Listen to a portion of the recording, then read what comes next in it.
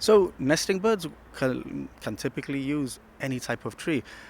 Species like the blackbird, for example, will nest in a tree in a backyard, in a back garden, or right beside a popular road. So essentially, what we're trying to do with this particular ban on tree works and works on hedges is to try and protect those species. We're not saying that there should be no works carried at all. What we're saying is if there is a pressing need to carry out any particular horticultural works, then the department needs to be contacted. We'll carry out a pre-work survey and then give the all clear. But crucially, we're checking to see that no nesting birds are affected.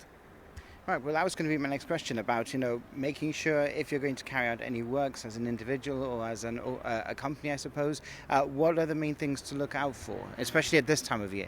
Well, I mean, assume that birds are using the trees in the area. I think that's probably the best advice. And if in doubt, contact the department. We can be reached on 200 716 33, and also we've got a dedicated email for trees in particular, which is trees.environment@gibraltar.gov.gi.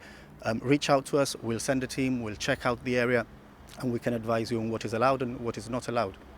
We're here in the Alameda. I imagine this is quite a popular area for nesting. What other places in Gibraltar are more common?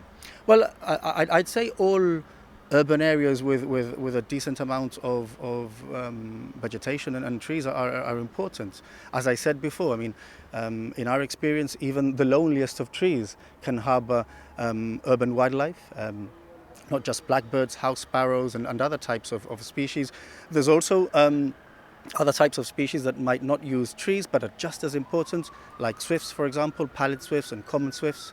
Now is the time when they'll arrive in Gibraltar, having spent the winter in Africa, and those are species which we're also protecting. And for example, if there are any works such as, for example, erecting scaffolding in areas where these species are known to nest, then obviously it's important that the department be contacted so that we can advise accordingly.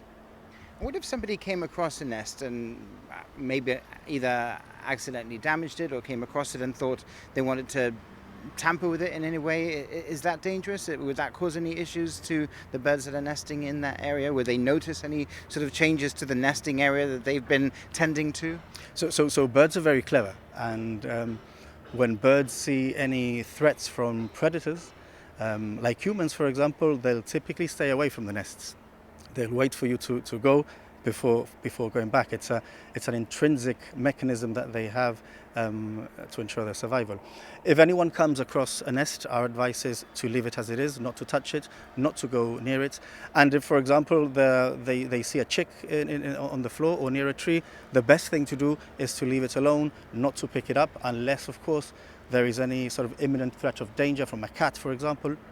The best advice is to leave the animal alone, and if in doubt, contact the Department of the Environment.